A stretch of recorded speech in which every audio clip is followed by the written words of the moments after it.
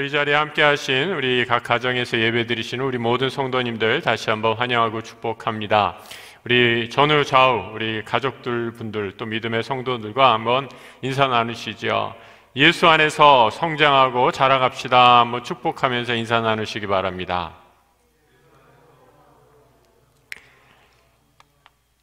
여러분, 인간이 행복한 조건, 행복의 조건 중에 가장 중요한 것이 무엇일까? 여러 가지를 생각할 수 있겠죠.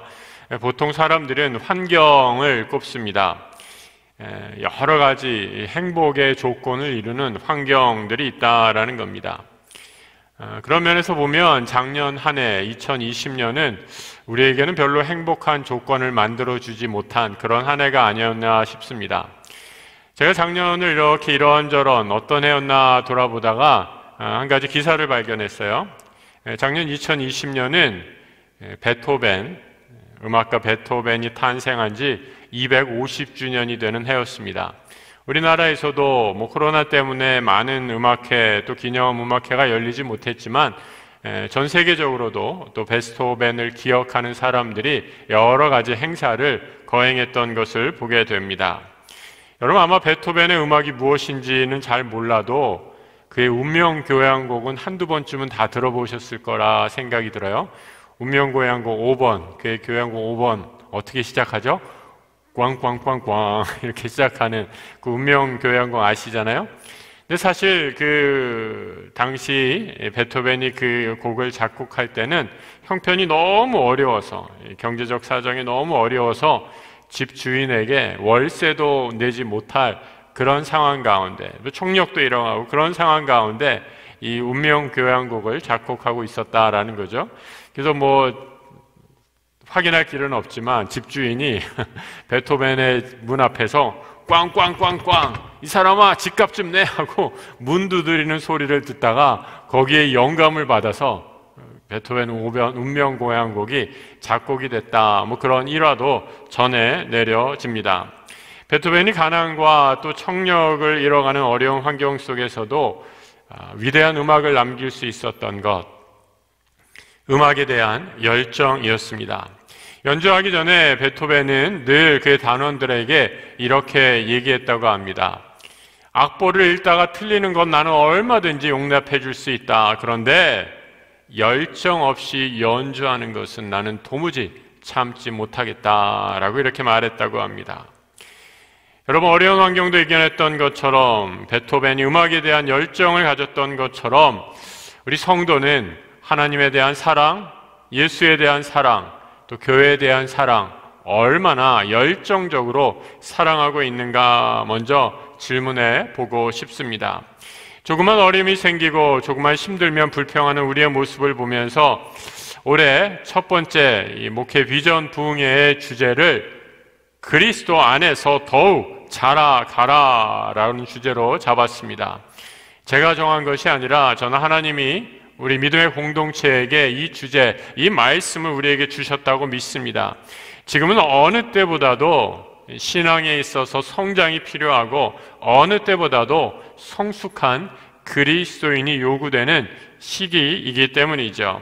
오늘부터 시작하는 목회 비전 부흥회에 우리 모든 성도가 함께 하셔서 성장에 대한, 예수 안에서 성장에 대한 열정을 회복하시고 그리스도 안에서 더욱 자라가기로 결단하는 은혜의 시간이 되기를 우리 주님의 이름으로 축복합니다. 여러분, 아까 처음에 질문드렸던 것처럼 행복의 가장 중요한 조건, 좋은 차, 좋은 집, 많은 재산, 자녀의 성공, 이런 것들 하나라도 있으면 좋겠죠. 그런데 이 행복이 이처럼 내가 가진 소유를 통해서 완성된다라고 한다면 오늘 우리가 읽은 베드로 전서의 말씀은 베드로가 그가 목회하고 있던 공동체에 보낸 말씀인데 이 글을 읽는 믿음의 공동체는 참 불행한 사람들이었다라고 말할 수 있습니다. 왜냐하면 그들은 행복할 수 있는 조건이 하나도 가지고 있지 않았기 때문이죠. 가진 것도 없고 좋은 환경도 아니었습니다. 더욱이 생명의 위협을 받고 있는 그런 처지였기 때문이죠. 베드로 전후서는 소망이라는 별명이 붙은 편지 글입니다. 소망이라는 단어가 아주 많이 나오기 때문이죠. 그런데 베드로가 이 편지를 썼을 때 많은 성도들은 소망할 만한 것이 단 하나도 있지 않았습니다. 베드로전서 1장 1절 제일 처음은 이렇게 시작하고 있어요. 예수 그리스도의 사도인 베드로가 본도, 갈라디아, 갑바도기아, 아시아, 비두니아에 흩어져 사는 나그네인들, 택하심을 입은 이들에게 편지를 씁니다. 이름도 낯선 여러 지명이 나오죠. 본도, 갈라디아, 비두니아. 여러분, 이런 지명 지금 터키에 있는 지역들입니다. 이 터키 지역에 흩어져 살던 초대교회 성도들에게 베드로가 편지를 쓰고 있습니다. 왜 흩어져 있는가?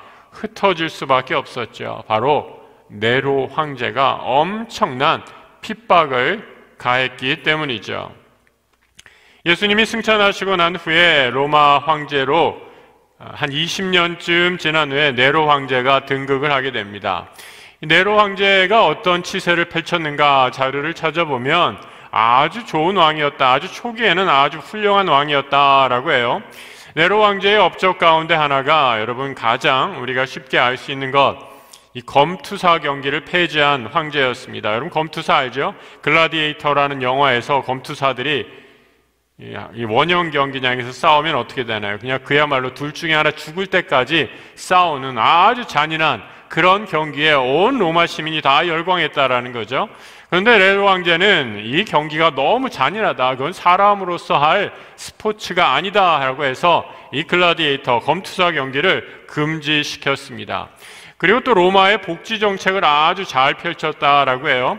로마의 속국, 다시 말해서 식민지가 아주 많았는데 식민지 중에는 잘 사는 지역도 있고 조금 어려운 지역도 있는데 잘 사는 지역에 세금을 좀 많이 걷어서 못 사는 지역에 세금을 충당해주고 이런 나름의 복지 정책을 펴서 로마 시대, 네로의 초기 시대는 아주 안정적으로 제국이 유지될 수 있었다라고 이렇게 말을 합니다. 그런 네로 왕제에게 한 가지 위기가 닥치게 되지요. 바로 로마의 대화재가 일어나게 됩니다. 이 화재는 무려 열흘 동안 10일이나 계속되는데 이 화재로 인해 로마시 전체의 75%가 다 잿더미로 변하게 됩니다. 황제였던 네로 황제는 이 엄청난 화재 앞에서 이 희생양이 필요로 했던 거죠. 그래서 그 희생양을 바로 그리스도인으로 삼습니다. 그리스도인들이 로마에 불을 질렀다라고 하면서 엄청난 기독교인에 대한 박해가 시작이 된 거죠. 그래서 그리스도인들은 곳곳에 흩어져 살 수밖에 없었습니다. 그런 면에서 보면 초대교회 성도들은 행복할 만한 이유가 하나도 없었습니다. 예수를 믿는다는 이유로 방화범에 누명을 썼지요. 그리고 고향에서 아무것도 가진 것 없이 쫓겨나게 됩니다. 흩어질 수밖에 없는 그리스도인, 고난에 누명을 쓰고 고난에 처한 그 흩어진 성도들을 향해서 베드로는 흩어진 나그네여라고 이렇게 말하고 있습니다. 그런데 여러분 놀라운 것은 하나님께서 이 흩어진 성도들을 통해 복음을 전하는 놀라운 기회로 사용하셨다라는 거죠. 작년 안에 지금까지 정말 우리 교회 성도들, 오늘 베드로 아까 읽은 그 구절에서 나온 것처럼 우리가 모두 다 흩어진 나그네처럼 살았습니다. 모이지를 못하니까 다 흩어져 계셨죠. 전화로 문자로 받기 소식을 주고받지 못했습니다. 얼굴 보고 싶었습니다. 우리 어느 권사님은 아이고 목사님 얼굴 보고 싶어요 막 우시는 권사님도 계셨어요. 그렇게 흩어진 중에서도 우리가 다시 하나님을 체험할 수 있는 한 해였다라고 생각합니다. 흩어져 있었지만 그럼에도 불구하고 하나님이 우리와 함께 하셨고 또 하나님이 우리를 지키시고 계셨음을 확인한 한 해였습니다. 여러분, 흩어진 성도들에게 가장 중요한 영적인 과제, 그것이 무엇일까? 저는 그것이 영적인 훈련이다라고 생각합니다. 그리스도요, 예수를 바라보며 예수를 닮아가는 영적 훈련, 이것이 흩어진 성도들이 해야 할 당면한 과제였던 것이죠. 그래서 올 한 해 목표, 영적 성장을 우리 믿음의 공동체의 목표로 삼은 것입니다. 영성을 여러 가지로 정의할 수 있지만 수많은 사람이 영성을 이것저것, 이것이다, 저것이다 라고 이렇게 정의를 했어요. 근데 수많은 정의 중에 저는 이분의 정의가 제일 마음에 들더라고요. 바로 유진 피터스 목사님이 이런 정의를 했습니다. 영성은 살아계신 하나님을 향한 깨어있는 관심이고 공동체 속에서 우리가 하나님을 향해 드리는 신실한 반응이다 라고 이렇게 말했습니다. 올 한 해 우리는 이 영성의 정의에 따라서 우리의 신앙과 신앙 성숙을 위해서 최선의 노력을 다할 것을 다짐하는 그런 시간이 되기를 부탁드립니다.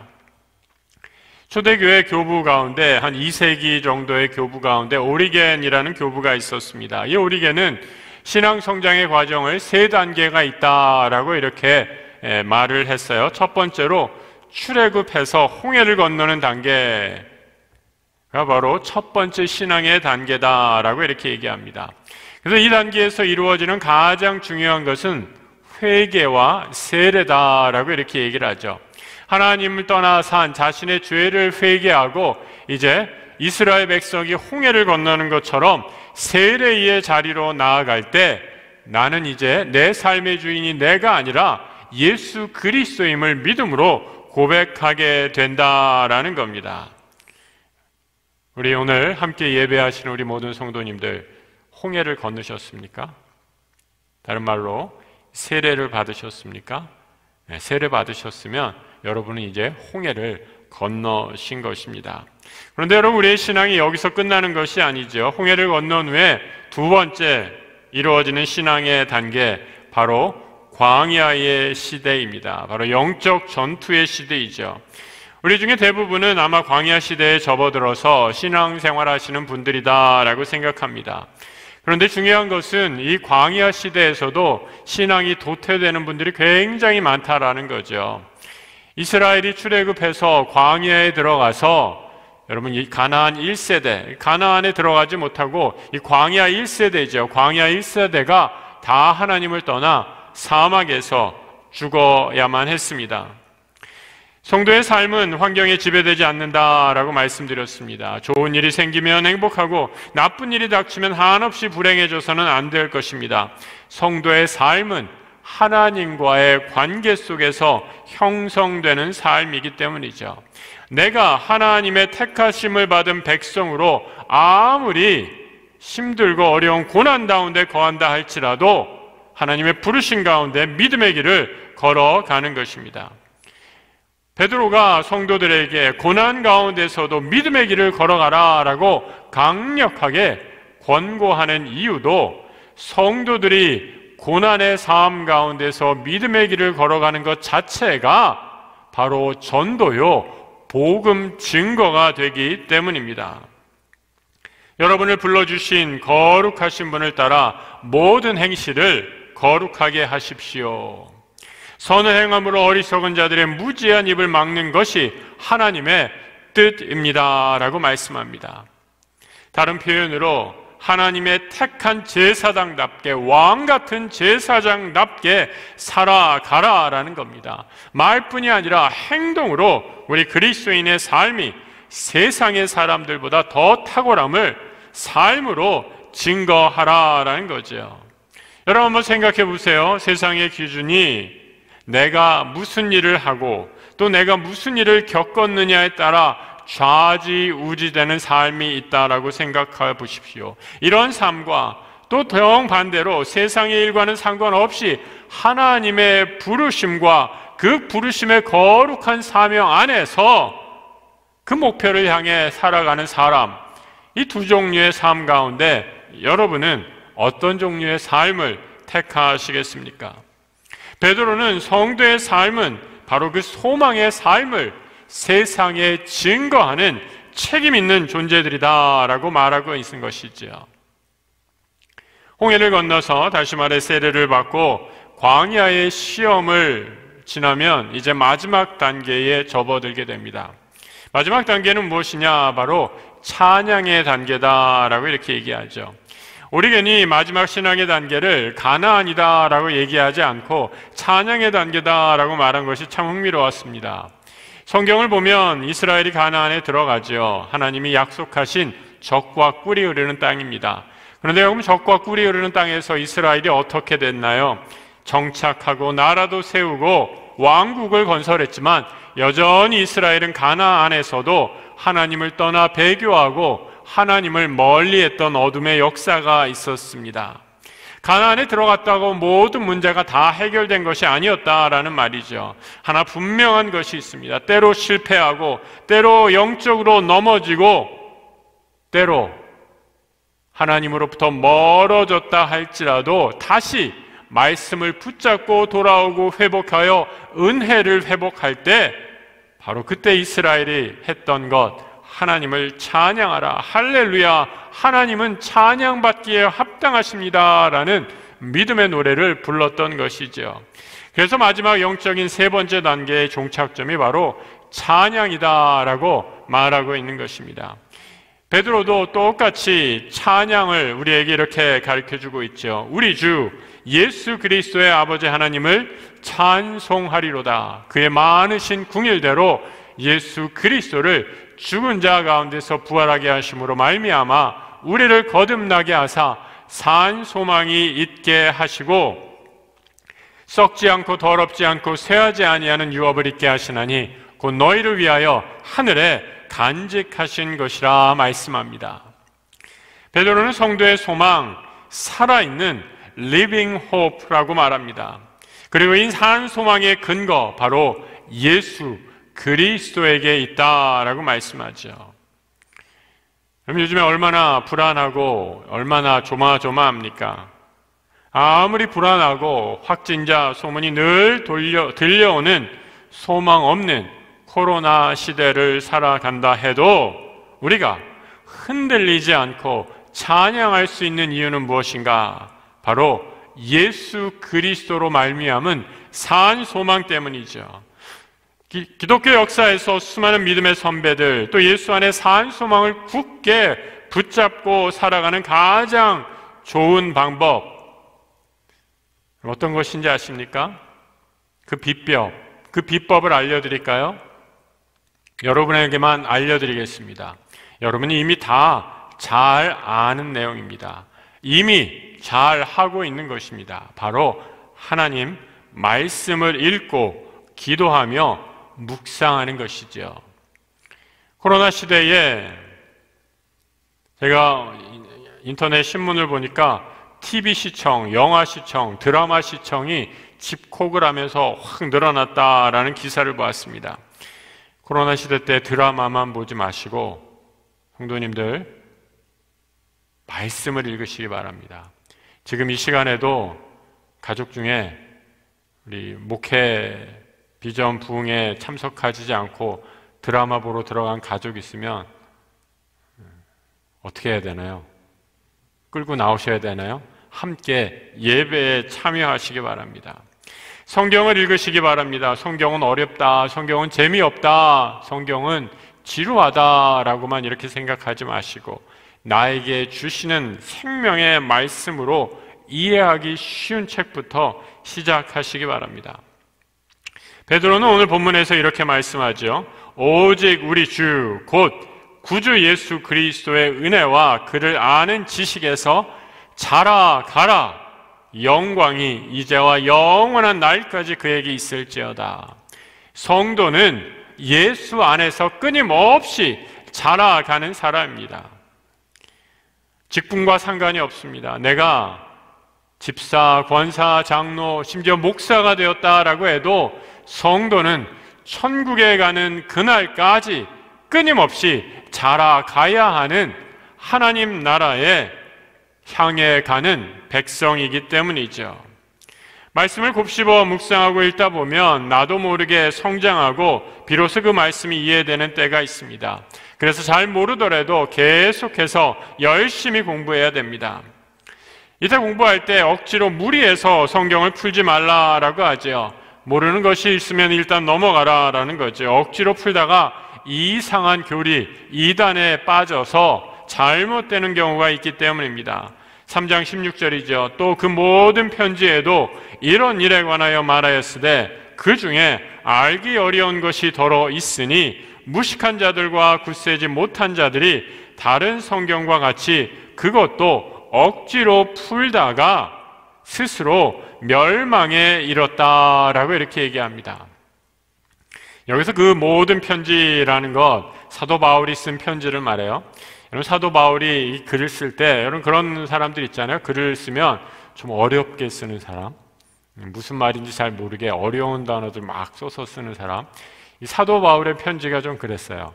여러 가지 헬라 철학을 많이 배운 사람이기 때문에 그의 말이, 단어가 그 당시 보통 사람들이 듣기에 좀 어려운 말들이 있었거든요. 그래서 그 어려운 말들을 해석하느라고 무리해서 해석을 하다가 이상한 대로 빠졌던 사람들이 있었나 보다라고 이렇게 추측을 합니다. 베드로는 그렇게 하지 말아라 라고 권면하는 거죠. 하나님이 주신 분량만큼 내게 주신 은혜 안에서만 그 말씀을 붙잡고 지금 다 이해하지 못해도 모르면 모르는 대로 놔두었다가 나중에 때가 될 때에 그 말씀이 이해되는 때가 올 것이다 라고 이렇게 권면하는 것입니다. 여러분, 베드로 시대 베드로 사도가 이 편지를 주었을 때에 공동체에는 성경 교사가 참 구하기, 성경 교사를 만나기 참 어려운 시기였습니다. 그런데 여러분, 우리는 오늘날 성경을 풀기 위해 우리 공동체에 우리 성도들을 위해 세운 교사, 성경 교사가 있죠. 바로 교육자들, 목사들입니다. 리차드 백스터라는 청교도 신학자가 있는데 이분은 성도의 성장을 돕는 목회자의 역할을 이렇게 정리하고 있습니다. 한번 잘 들어보시기 바랍니다. 우리를 영적이 되도록 만들려는 사람은 먼저 성령의 맛을 본 사람이어야 하고, 우리 안에 믿음과 사랑의 불을 지피려는 사람은 먼저 믿음과 사랑의 맛을 본 사람이어야 한다. 그리고 그 사람은 우리가 이해할 수 있도록 분명하며 확신 있게 말해야 하고, 우리 같은 사람을 사로잡아야 한다. 그리고 그는 우리가 느낄 수 있도록 감정적으로 말해야 하고, 우리가 심각하게 생각하도록 심각하게 말해야 한다. 여러분, 이 역할을, 이 귀한 영적 교사의 역할을 우리 약속의 모든 교육자들이 잘 감당할 수 있도록 성도님들이 끊임없이 기도해 주시기 부탁합니다. 우리 교육자들도 성도들을 바르게 목양할 수 있도록, 바르게 말씀으로 가르칠 수 있도록 최선을 다할 것입니다. 먼저 우리 교육자들이 성령의 맛을 보고 믿음과 사랑의 맛을 보아 그 천국의 맛을 온 성도들에게 전해 줄 수 있게, 전할 수 있도록 기도해 주시기 바랍니다. 오늘 월요일 저녁부터 시작해서 올해 우리가 성장해야 될 부분, 우리 목사님들이 하나하나 구체적으로 말씀해 주실 것입니다. 저는 기본적으로 영적 성장을 위해 꼭 우리가 가져야 할 세 가지 태도를 간단하게 언급하고 오늘 첫날 말씀을 마치려고 합니다. 아까 영성의 정의, 영성이랑 하나님께 대해 깨어있는 관심이다라고 이렇게 말씀드렸죠. 하나님께 깨어있는 관심이 무엇일까? 하나님 우리 눈에 보이지도 잡히지도 않는 영이십니다. 어떻게 하나님 앞에 깨어있을까? 깨어 하나님과 더 깊은 교제를 위해 허락해 주신 분, 바로 예수 그리스도이십니다. 예수를 떠나서는 우리는 하나님과 온전히 교제할 수 없습니다. 그래서 반드시 기도할 때나 말씀을 읽을 때 예수만을 전적으로 의지하는 마음을 달라고 기도하면서 시작하셔야 합니다. 나는 포도나무요 너희는 가지라. 그가 내 안에 내가 그 안에 거하면 사람이 열매를 많이 맺나니 나를 떠나서는 너희가 아무것도 할 수 없음이라. 예수만을 바라보고 의지하는 마음을 달라고 간절히 기도했다면 말씀을 읽을 때 성령 하나님께서 그 말씀을 깨닫게 해달라고 또한 기도해야 합니다. 성령은 우리 안에 거하시는 영이고 진리이신 예수에게로 인도하는 길잡이 역할을 해주시기 때문이죠. 내가 아버지께 구하겠으니 그가 또 다른 보혜사를 너에게 주사 영원토록 너희와 함께 있게 하리니 그는 진리의 영이라. 세상은 능히 그를 받지 못하나니 이는 그를 보지도 못하고 알지도 못함이라. 그러나 너희는 그를 아나니 그는 너희와 함께 거하시며 또 너희 속에 계시겠음이라. 예수만을 바라보고 성령의 도우심을 받아 우리가 이루려는 신앙의 목표가 무엇인가? 여러분, 그 목표는 바로 그리스도 안에서 그리스도에 이르기까지 장성한 분량에 자라는 것입니다. 그리스도의 장성한 분량에 자란다라는 것, 우리의 성품이, 우리의 인격이 예수를 닮아간다라는 겁니다. 우리가 그리스도의 성품을 닮아가면 여러분, 사탄도 가만히 있지 않죠. 끊임없이 방해합니다. 낙심시키고 절망케 하고 사람에게 세상으로부터 상처받게 만들죠. 하지만 꼭 기억하시기 바랍니다. 이는 성령 하나님이 하시는 일이 아니죠. 이럴 때일수록 지속적으로 순종하며 말씀을 붙잡고 일어나야 합니다. 우리가 성령의 인도하심으로 사탄의 회방을 이기고 승리할 때 우리의 신앙이 한 단계 업그레이드 되기 때문이죠. 이렇게 신앙이 자라나면 우리 안에 예수의 성품이 자리 잡게 되는 놀라운 역사가 일어나게 되죠.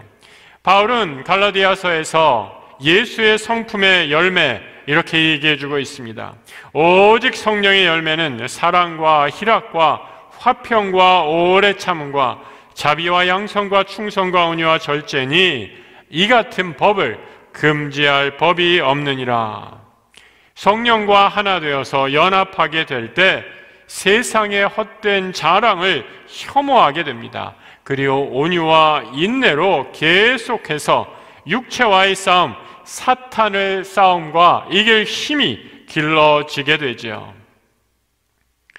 사랑하는 성도 여러분, 올해는 그래서 예수만 의지하고 성령과 연합하여 우리 온 성도가 예수님을 닮아가는 놀라운 역사가 일어나기를 우리 주님의 이름으로 축복합니다.